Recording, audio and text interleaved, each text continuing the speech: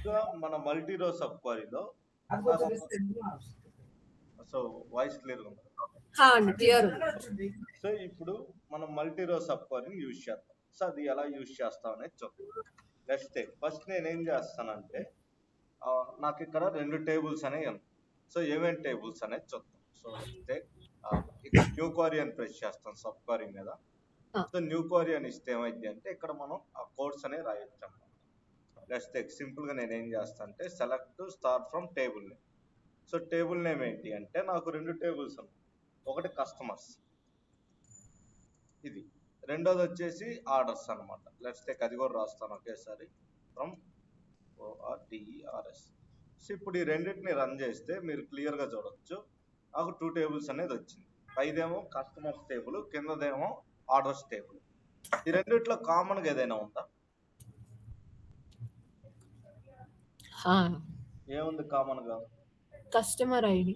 So customer ID అంటే ఏంటి అంటే ఇప్పుడు నన్ను ఒక క్వశ్చన్ అడిగారు. ఆ క్వశ్చన్ ఏంటి అంటే find the customers, find the who placed the order. So customers ని కనిపెట్టండి ఎవరైతే ఆర్డర్ ప్లేస్ చేశారని అడిగారు. అప్పుడు మనం ఏం చేస్తాం, ఫస్ట్ సింపుల్ గా సెలెక్ట్ అని ఇచ్చి కస్టమర్ ఐడి. సో అంతే కదా, ఇక్కడ ఏదైతే రాసిందో ప్లస్ దీన్నే ఇక్కడ రాస్తాం అనమాట. COS అయిపోయింది. సింపుల్ గా కస్టమర్ ఐడి ఇచ్చేసాను, అయిపోయింది. ఓకే, ఇప్పుడు నాకు నెక్స్ట్ ఏం కావాలి? వన్స్ కస్టమర్ ఐడి ఇచ్చాక from table name. So table name ఏంటి? ఆర్డర్స్ అనమాట, ఎందుకంటే ఆర్డర్స్ టేబుల్ నుంచి కస్టమర్ ఐడి ఇచ్చాం. ఇప్పుడు దీన్ని రన్ చేస్తే మీరు చూడొచ్చు కస్టమర్ ఐడి అనేది ఎలా వచ్చిందని. సో మొత్తం 30 ఆర్డర్స్ ఉన్నాయి, అందులో ఏ కస్టమర్ ఎన్ని ఆర్డర్లు పెట్టారు అనేది ఇక్కడ డీటెయిల్డ్గా ఉంది. సో ఫస్ట్ కస్టమర్ ఐడి 1 2 ఆర్డర్లు పెట్టి ఇలా డీటెయిల్డ్గా వచ్చింది. సో బట్ నన్ను అడిగిన క్వశ్చన్ ఏంటి అంటే ఏ కస్టమర్ అయితే ఆర్డర్ చేశారో వాళ్ళ యొక్క డీటెయిల్స్ అడిగారు. సో వాళ్ళ డీటెయిల్స్ ఎలా వస్తుంది? For example select star from customers అని చెప్పి కస్టమర్ టేబుల్ ఇస్తాను. So customers.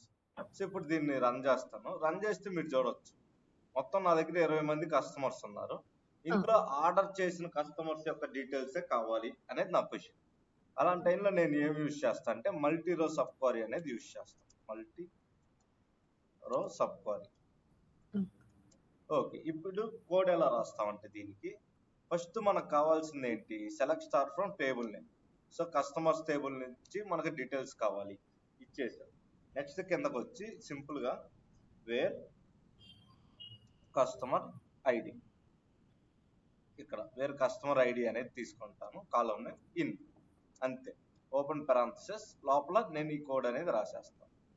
ఇప్పుడు మీరు చూస్తే ఎవరైతే ఆర్డర్స్ చేశారో కస్టమర్స్ వాళ్ళ యొక్క డేటా మాత్రమే వచ్చింది అనమాట. ఇలా రాయటాన్ని మనం ఏమని పిలుస్తాం అంటే మల్టీ రో సబ్ క్వరీ అని. సో ఇప్పుడు క్లారిటీగా అర్థమైందా what is the meaning of multi రో అని? సో ఇక్కడ మీరు క్లియర్ గా అబ్జర్వ్ చేస్తే ఎవరైతే కస్టమర్స్ ఆర్డర్ చేశారో వాళ్ళ డీటెయిల్స్ మాత్రం వస్తాయి. అయిపోయింది. ఇది అయిపోయిన తర్వాత నెక్స్ట్ నాకు ఉండేది ఏంటిది అంటే మరి మల్టీ రో ఉన్నప్పుడు వై నాట్ మల్టీ కాలం? అంటే లాజికల్ గా ఆలోచించండి, ఒకవేళ మనకి పైన మల్టీ రో ఉన్నప్పుడు ఎందుకని కాలమ్స్ ఉండకూడదు?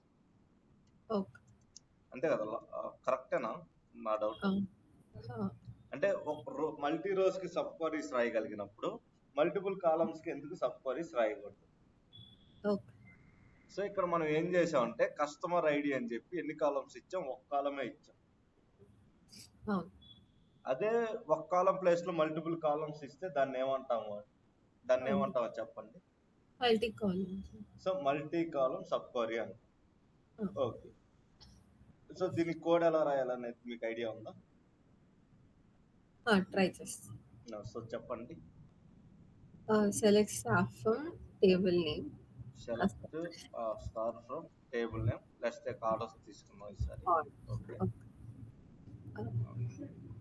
నెక్స్ట్ వేర్ కాలమ్ కాబట్టి కామన్ ఉంది customer ID. So customer ID common గానే ఉంది. ఓకే, బట్ అది కాదు నేను అడుగుతున్న క్వశ్చన్ ఏంటి అంటే ఇప్పుడు ఏం రాయాలి అని. కాలం అంటే సేమ్ కాలం ఉన్నది రాయాలనుకుంటున్నాను. ఓకే. సో జనరల్ గా మనం ఇక్కడ ఏం చేస్తామంటే వేరే ఎగ్జిస్ట్ అనే కమాండ్ వాడతాం అన్నమాట. ఆహా. ఓకేనా, ఈఎక్స్ఐ ఎస్టిఎస్ అని చెప్పి ఎగ్జిస్ట్ అని. అంటే మీనింగ్ ఏంటి అంటే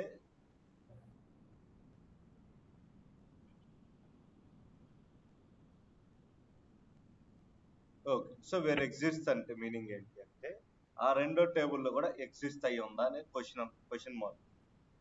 ఓకేనా, సో ఇక్కడ మీకు ఎర్రర్ వస్తే ఏం చేస్తారంటే ఇక్కడ టెంపరీగా మీరు ఏదైనా ఒక వేరియబుల్ నేమ్ అనేది ఇచ్చేయండి ఆర్డర్స్ తర్వాత.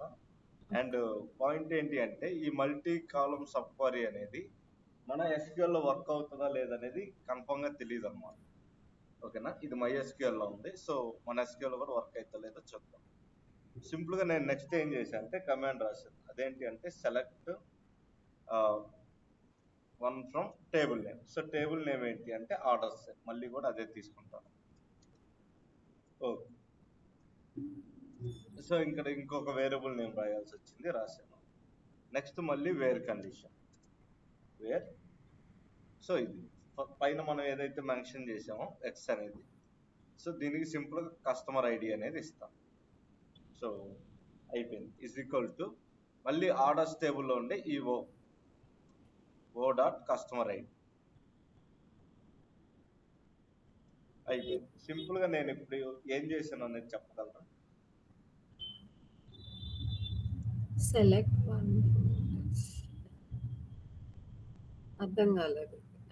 ఓకే, సో ఇక్కడ పెద్ద లాజిక్ ఏం లేదు, నేను మీకు క్లియర్ గా ఎక్స్ప్లెయిన్ చేస్తాను.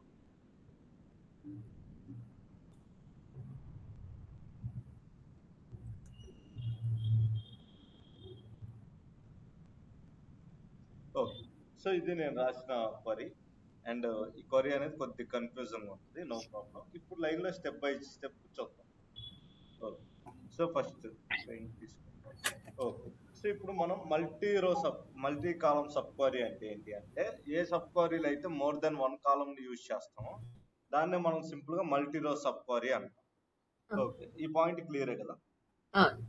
ఓకే, మోర్ దెన్ వన్ కాలం ఉండాలి అని అయిపోయింది. సో ఇప్పుడు మోర్ దెన్ వన్ కాలం కావాలి అంటే ఫస్ట్ ఒక టేబుల్ నేమ్ అనేది రాస్తాం. అదేంటి అంటే సెలెక్ట్ స్టార్ట్ ఫ్రమ్ టేబుల్, అంతే కదా? అయిపోయిన తర్వాత నెక్స్ట్ నేను ఏం చేస్తాను, నాకు మల్టిపుల్ కాలమ్స్ కావాలి కాబట్టి వేర్ అని ఇచ్చి కాలం 1 కాలం 2 ఇలా మనం కాలమ్స్ అన్ని రాసుకుంటాం. ఇది కూడా కరెక్టేనా? నెక్స్ట్ సింపుల్ గా ఇన్ అనే ఆపరేటర్ యూజ్ చేసి మళ్ళీ పెరాంథసిస్ ఓపెన్ చేసి సెలెక్ట్ కాలం 1 కాలం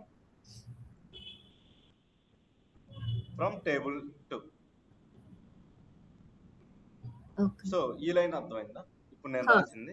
సో ఇక్కడ ఏమేమి రాశాను, select star from table name wear 2 columns in select column 1 column 2 from table 2. అంటే టేబుల్ 1 లోను టేబుల్ 2 లోను ఉండే కామన్ కాలమ్స్ ఏంటి అనేది మెన్షన్ చేసి అడిగాను. సో ఇది ఓకే, జనరల్ గా మనం ఇలా కూడా రాయొచ్చు, బట్ ఇలా రాస్తే ఏంటి అంత ఎఫిషియెంట్ గా ఉండదు. అందుకని మనం ఆల్టర్నేట్ మెథడ్ ఒకటి యూజ్ చేస్తాం. అదేంటి అంటే first select start from table name. So ఇక్కడ దాకా ఏమైనా డౌట్ ఉందా? ఈ లైన్ యొక్క మీనింగ్ ఏంటి అంటే కంప్లీట్ టేబుల్ కనిపిస్తుంది. సో కంప్లీట్ టేబుల్ అనేది కనిపించింది. నెక్స్ట్ వేర్ రాశాను. వేర్ అంటే మీనింగ్ ఏంటి? కండిషన్, ఫస్ట్ కండిషన్ చెప్తాను. సో వేర్ అంటే మీనింగ్ ఏంటి అంటే ఎనీ కైండ్ ఆఫ్ కండిషన్ అన్నమాట. సో ఫిల్టర్ చేయడం కోసం యూజ్ చేస్తామని అర్థం. నెక్స్ట్ నేను రాసేది ఏంటిదంటే ఎగ్జిస్ట్. ఎగ్జిస్ట్ అంటే ఏంటి అంటే ఇది ఒక లాజికల్ ఆపరేటర్ కింద యూజ్ అయింది.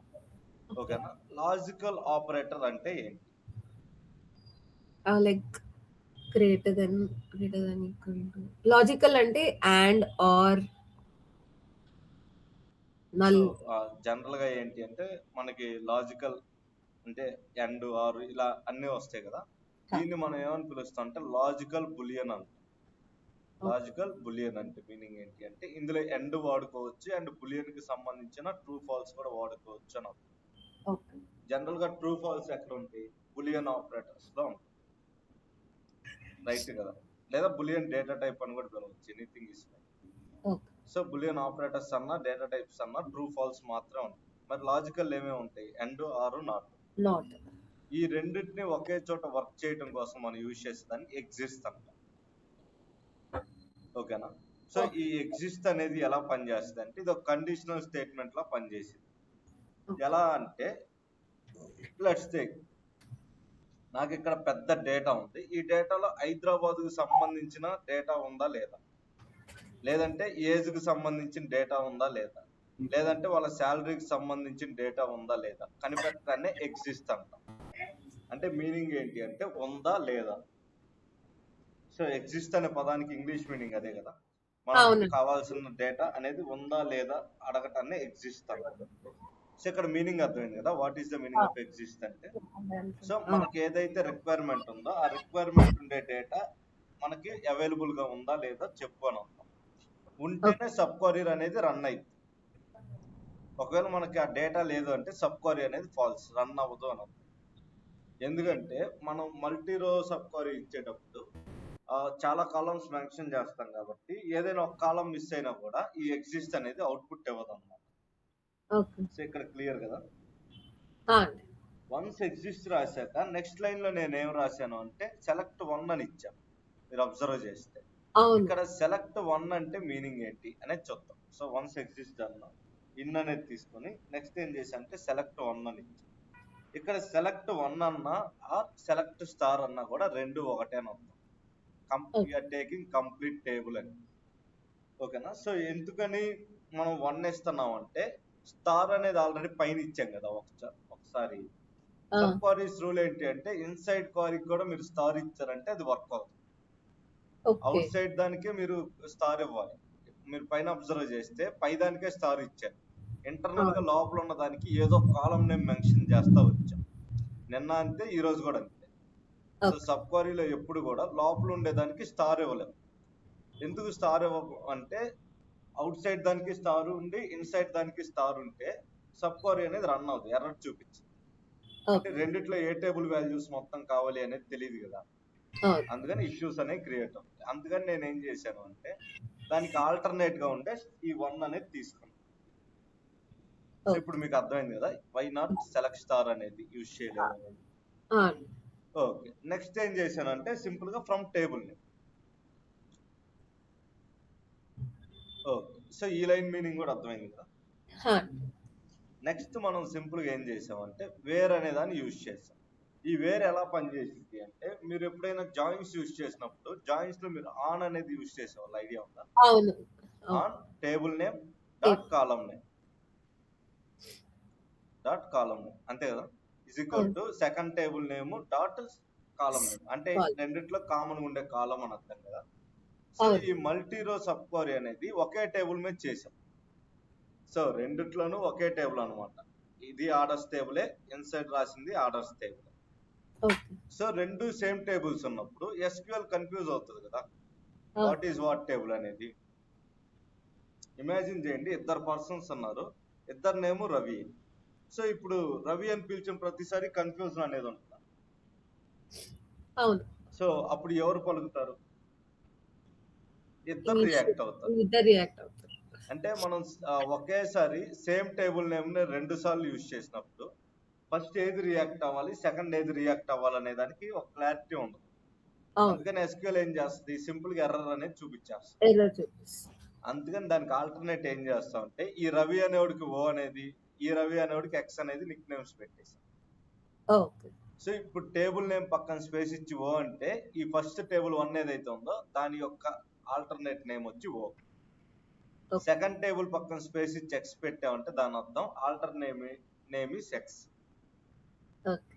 సో ఇప్పుడు మీకు ఇక్కడ దాకా క్లియర్ గా అర్థమైంది కదా why we called here O here X అనేది.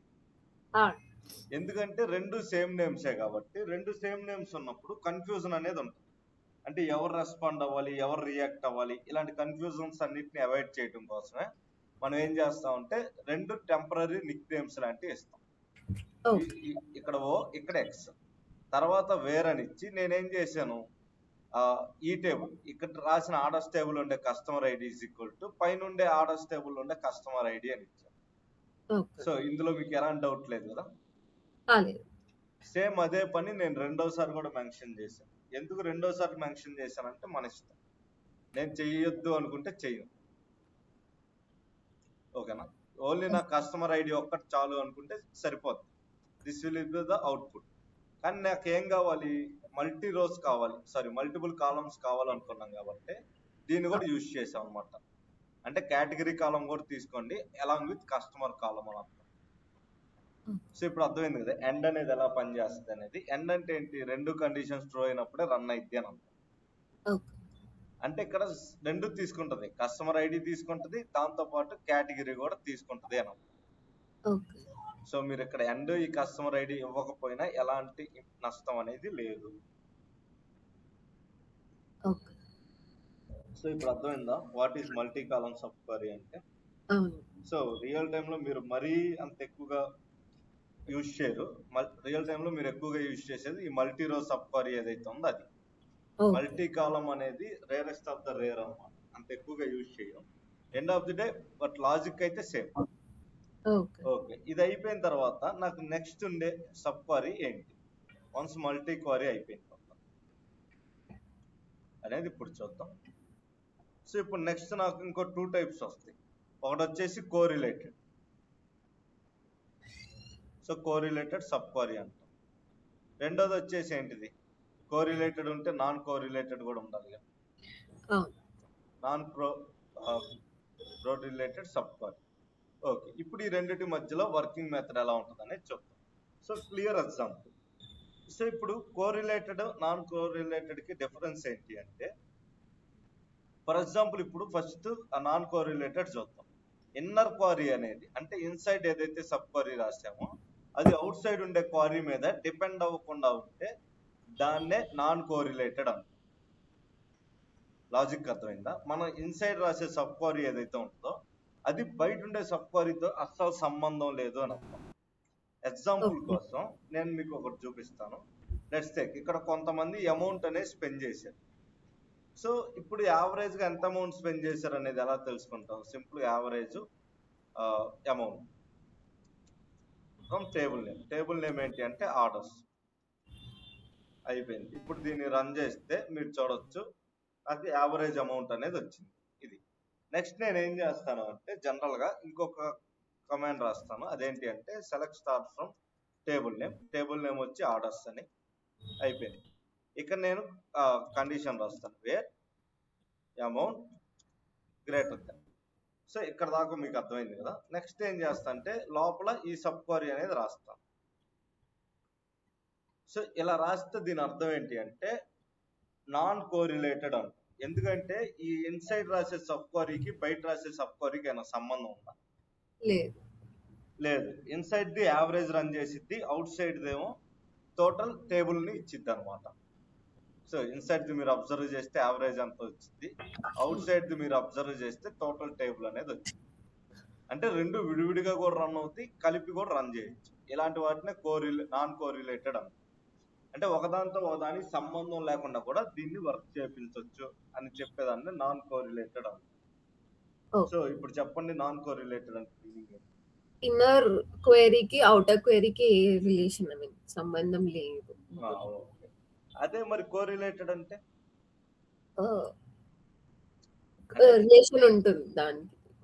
సో ఇక్కడ నాన్ కోరిలేటెడ్ అంటే ఇన్నర్ క్వరీ అనేది అవుటర్ క్వరీ మీద డిపెండ్ అయ్యి ఉండదు అన్న. So inner query is not depend on outer query is known as non correlated sub query అన్న. మరి అదే కోరిలేటెడ్ సబ్ క్వరీకి డెఫినేషన్ ఏమని చెప్తారు మీరు. when inner query and outer query are related. అలా కాదు. సో ఇక్కడ సింపుల్ మీనింగ్ ఏంటి అంటే inner query depends on the outer query అని. ఓకేనా. Inner query not depend on outer query అంటే నాన్ కోరిలేటెడ్. అదే inner query depend on outer query అంటే మీనింగ్ ఏంటి, కోరిలేటెడ్. ఓకేనా, అయిపోయింది. So finish. So correlated subquery అంటే ఏంటి అనేది మనకు అర్థమైంది. ఇప్పుడు దీనికి సంబంధించిన కోడ్ అనేది ఎలా రాస్తాం, ఇది కూడా కొద్దిగా లిటిల్ బిట్ ఆఫ్ కన్ఫ్యూజన్ ఉంటుంది. సో చూద్దాం ఇది ఎలా రాయాలి అనేది. Let's take.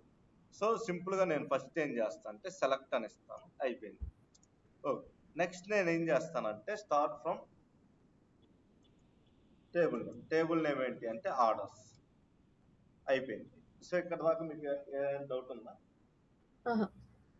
ఓకే, నెక్స్ట్ నేను ఏం చేస్తాను అంటే సింపుల్ గా వేర్ అమౌంట్ అంటాం. అమౌంట్ అంటే మీనింగ్ ఏంటి అంటే ఇక్కడ ఉండే ఈ కాలం నేమ్ మనం. Okay okay. ఓకే అయిపోయింది. నెక్స్ట్ నేను ఏం చేస్తా అంటే గ్రేటర్ దెన్ ఇచ్చేసి సింపుల్ గా సెలెక్ట్ టైప్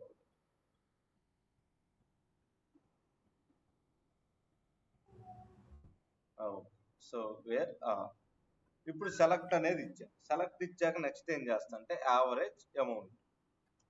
సో ఇక్కడ దాకా కూడా మీకు ఎలాంటి డౌట్ లేదు లేదు. From orders. ఓకే సో ఇలా రాస్తే మీకు అవుట్పుట్ అనేది నీట్గా వచ్చింది. బట్ ఎప్పుడైతే మనం గనక కోరిలేటెడ్ సబ్ క్వరీ రాస్తున్నాం అప్పుడు ఏం చేయాలి అంటే వీటికి టెంపరీ వేరియబుల్స్ అనేది ఇస్తాం. సో ఈ టేబుల్కి ఏ నేమ్ ఇవ్వమంటారు? ఏదో ఒక టెంపరీ ఓనా. ఓకే ఈ టేబుల్కి ఎక్స్. మీకు నచ్చింది రాసుకోవచ్చు ఆల్ఫాబెట్స్ లో. ఓకే ఓ ఆల్రెడీ ఇచ్చాం కాబట్టి దీన్నే ఇక్కడ స్టార్ ముందు కూడా ఇవ్వాలి. ఓకేనా. సో ఓ డాట్ స్టార్ అంటే ఏంటి? ఈ ఆర్డర్స్ టేబుల్లో ఉండే మొత్తం కాలమ్స్ అని అంటాం. సో అప్పుడు మనం ఇక్కడ కూడా ఓ డాట్ అమౌంట్ అనేది ఇవ్వాలి. ఓకేనా. సో ఇప్పుడు ఎక్స్ ఇచ్చాం. నెక్స్ట్ మనం ఏం చేయాలి? సింపుల్ గా వేర్ రాస్తాం అనమాట. ఇందాక రాసినట్టు వేర్ ఓ డాట్ ఇది కస్టమర్ ఐడి కదా, రెండిట్లో కామన్ ఉంటుంది. Where O dot customer ID is equal to X dot customer ID. So close. ఇది కోరిలేటెడ్ సబ్ క్వరీ అంటే ఏంటి అంటే రెండు టేబుల్స్ కి ఒక ఈక్వల్ టు అనేది ఇచ్చి డిపెండ్ అయ్యేలా చేసాం. మీరు ఇది చేసినా లేకపోతే ఇంత ముందులో ఉన్నది చేసినా output will be same. So logic అర్థమైందా? కోరిలేటెడ్ వాడచ్చు, నాన్ కోరిలేటెడ్ వాడచ్చు. ఏది వాడినా అవుట్పుట్ అనేది సేమ్. కాకపోతే ఎలా రాయాలనేది మన ఇష్టం. ఓకేనా. ఇది ఓకే. సో ఇప్పుడు నెక్స్ట్ సినారియో ఏంటి మనకు వచ్చేది? ఇప్పుడు మనం 3 రకాలుగా చూసాం. సింగిల్ రో సబ్ క్వరీ, మల్టీ రో సబ్ క్వరీ, తర్వాత కోరిలేటెడ్, నాన్ కోరిలేటెడ్. నెక్స్ట్ ఇంకేమైనా సబ్ క్వరీస్ ఉంటాయా?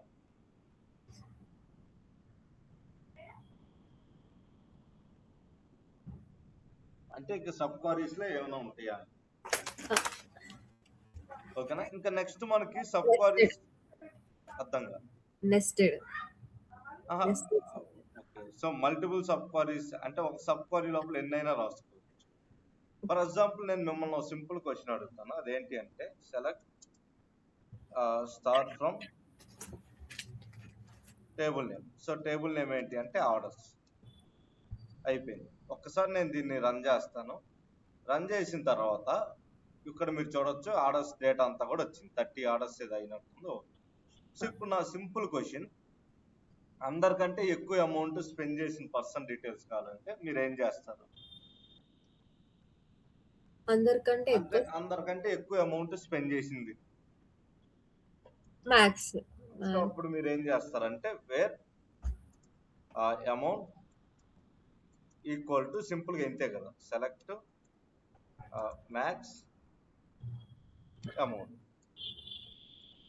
From table name. Table name ఏంటి అంటే ఆర్డర్స్. అయిపోయింది. క్లోజ్.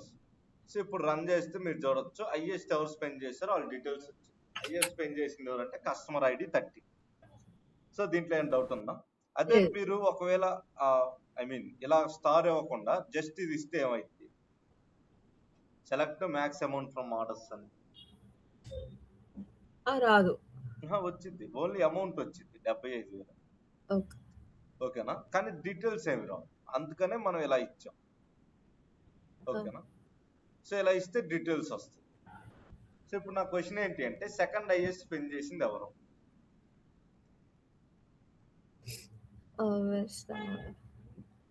సబ్ క్వరీ రాస్తాను. పర్లేదు చెప్పండి ఎలా.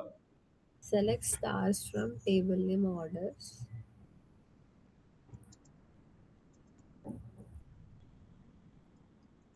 Orders where where amount equal to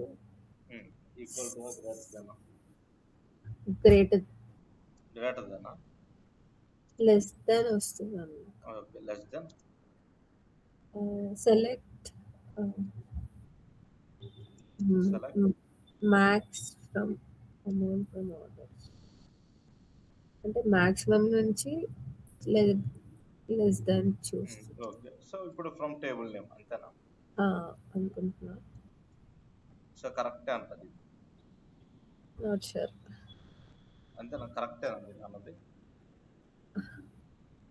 so execute అయిపోయింది. So is it correct? No.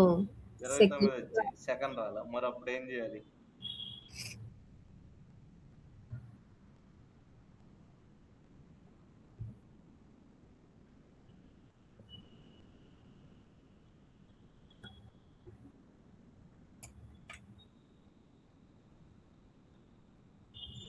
So మనకి సెకండ్ పర్సన్ కావాలి అంటే ఏం చేస్తాం?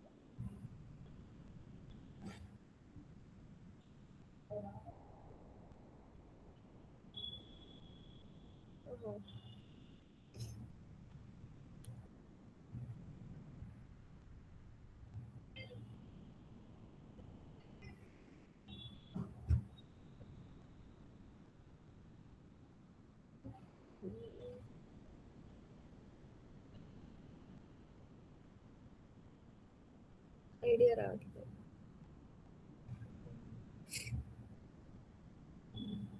ఓకే. సో దానికోసం మనం ఆల్రెడీ ఒక క్లాస్ చూసాం, దాన్ని top class.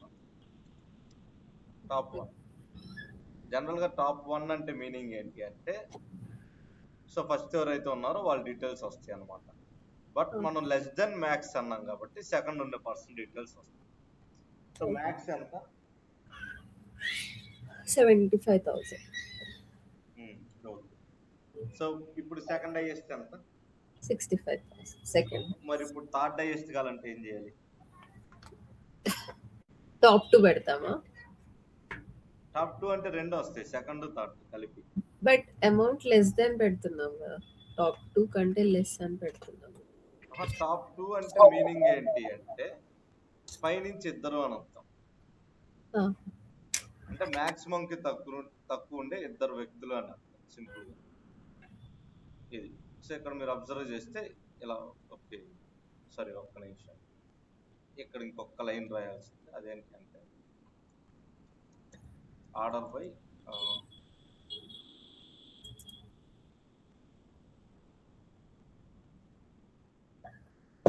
So descending order ఇస్తే సరే.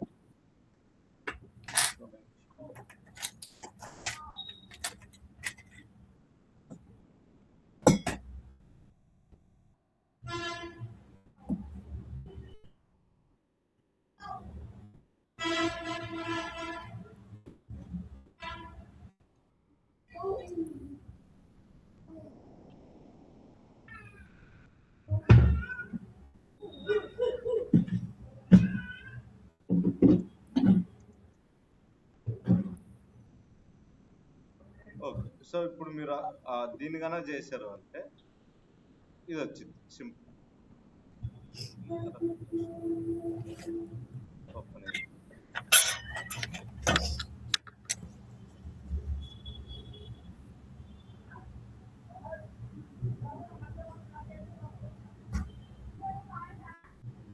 ఓకే. సో యాక్చువల్గా ఇక్కడ మిస్టేక్ మనం ఇందాక చేసిందే.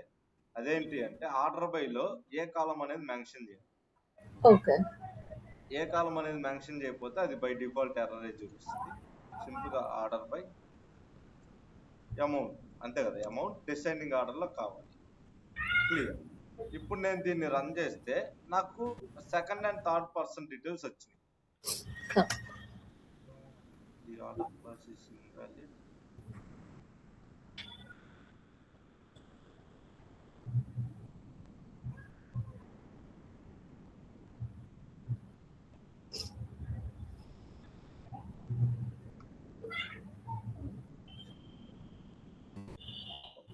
ఈ లైన్ పై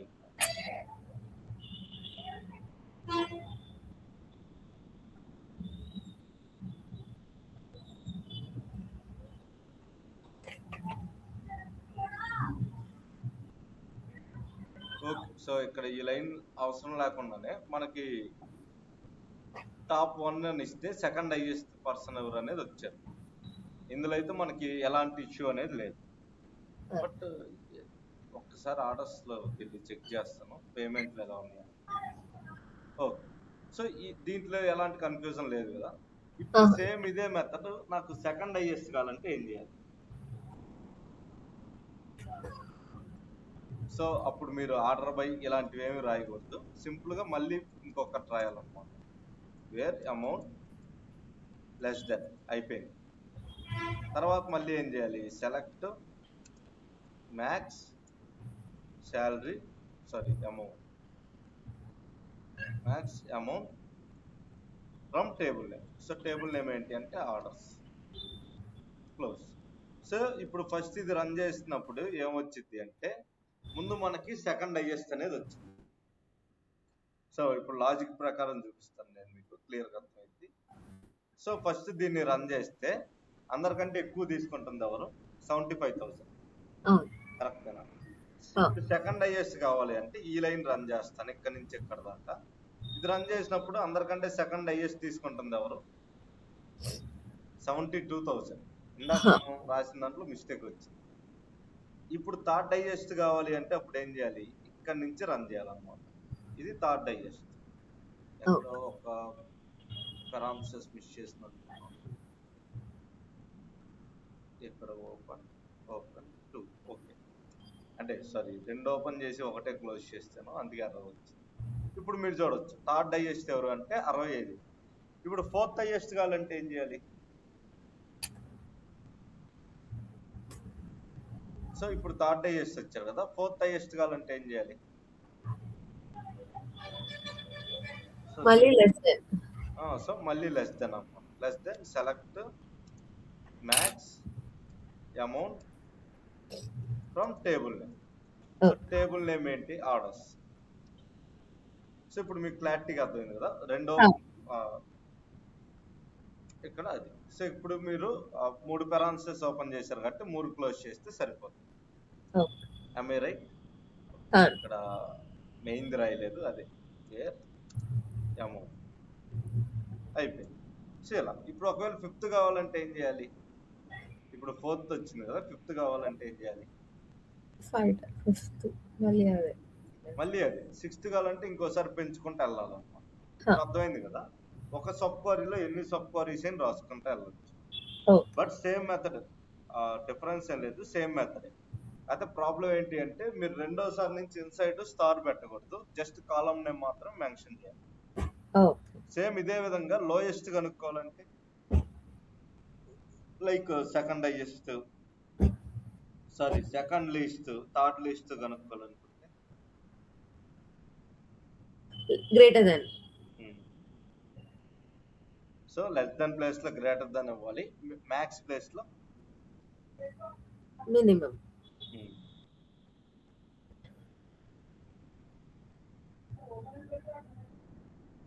మినిమం ఇవ్వాలి అంతే. నేను ఒకసారి దీన్ని కంప్లీట్ చేస్తాను. సేమ్ టాప్ 1 అనేది కామనే, కాకపోతే ఇంకా లెస్ దెన్ ప్లేస్ లో గ్రేటర్ దెన్ ఇచ్చుకుంటా. ఇక్కడ మినిమం ఇస్తే సరిపోతుంది. ఎంఐ ప్లస్ లో గ్రేటర్ దెన్, అంతే. అయిపోయింది కదా, సింపుల్.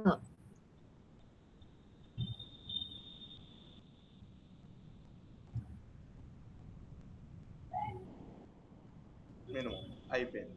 సో అన్నిట్లో గ్రేటర్ దెన్ ప్లేస్ లో లెస్ దెన్ ఇస్తే సరిపోతుంది. సేమ్ ఇదే మెథడ్ అన్నమాట. సో ఇప్పుడు అర్థమైంది కదా మల్టిపుల్ సబ్ క్వరీస్ ఇన్సైడ్ కి ఎలా రాస్తాం అనేది. ఇక్కడ ఒక్క నిమిషం.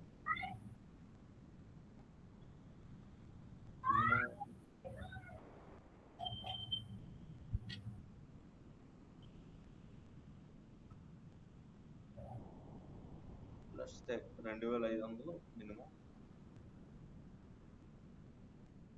సెకండ్ మినిమం వచ్చేసి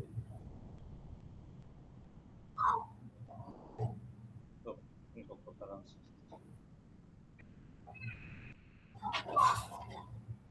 సెకండ్ మినిమం 2800.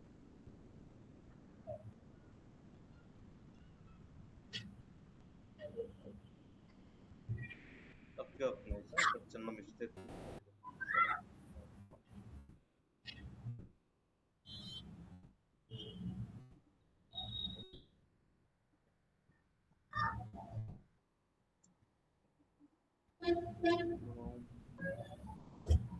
ఎక్కడైనా లెస్ దెన్ ప్లేస్ లో గ్రేటర్ దెన్ లాంటివి అని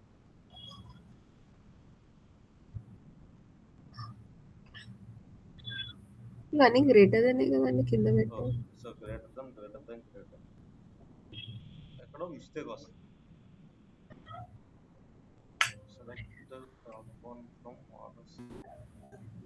సో ఇక్కడ దాకా అయితే మనకు కరెక్ట్ గానే రన్ అవుతుంది. సెకండ్ హైయెస్ట్ కూడా వస్తున్నారు. సారీ లాస్టింగ్ సెకండ్ పర్సన్ కూడా వస్తుంది. బట్ ఎప్పుడైతే మనకి ఇది రన్ అవుతుందో ఇక్కడ టాప్ కాకుండా మరి వేరేదని పెడతామా? టాపే, ఇంకా అదొక్కటే ఆప్షన్. లేదంటే అందరూ వచ్చేస్తారు.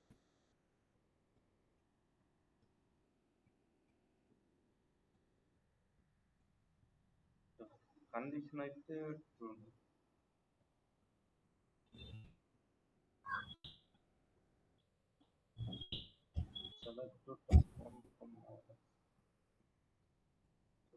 మినిమం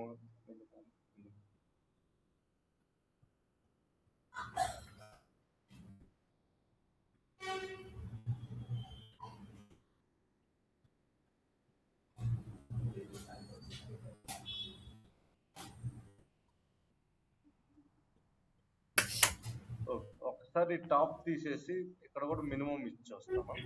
ఇప్పుడు ఏమైంది అనేది మినిమం అమౌంట్.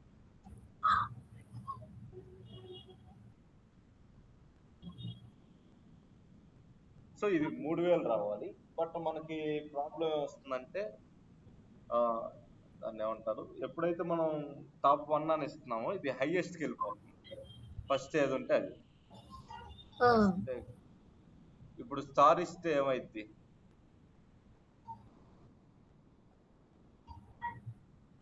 స్టార్ ఇస్తే అన్ని కాలమ్స్ తీసుకుంటాం. మినిమం కి ఇలానే వర్క్.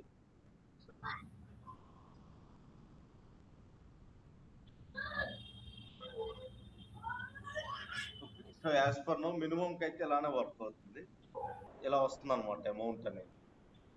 సో ఈ 3000 కాపీ చేసుకొని సింపుల్ గా మనం ఏం చేయాలి అంటే సెలెక్ట్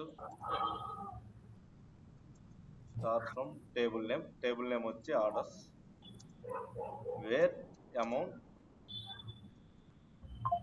ఈక్వల్ టు ఇది. ఇంక ఇదే ఆప్షన్. ఎందుకంటే మనం ఇక్కడ టాప్ 1 అని ఇస్తే ఇది పైకి వెళ్ళిపోతుంది బై డిఫాల్ట్. సో అలా పైకి వెళ్ళిపోతే యూజ్ ఉండట్లేదు, ఎందుకంటే అది 65,000 ఇస్తుంది అండ్ రాంగ్ ఆన్సర్ కూడా ఇస్తుంది. ఓన్లీ సెకండ్ హైయెస్ట్ వరకు అయితే పర్ఫెక్ట్ గా రన్ అవుతుంది. బట్ ఆ తర్వాత నుంచి ఏంటి అంటే రన్ అవ్వట్లేదు అనమాట. ఎప్పుడైతే మనం ఇక్కడ మినిమం ప్లేస్ లో స్టార్ ఇస్తున్నామో అక్కడ నుంచి ఇది రన్ అవ్వట్లేదు. సో ఈ ప్రాబ్లం ఒక్కదాన్ని రెక్టిఫై చేసుకుని దాని కాడ మాత్రం ఇది యూజ్ చేస్తాం, ఎందుకంటే we don't have top problem. So ఇది సబ్ క్వరీస్ అంటే మీరు ఇలా ఎన్ని కావాలంటే అన్ని ఇంటర్నల్ గా రాసుకుంటే వెళ్ళవచ్చు. ఓకే.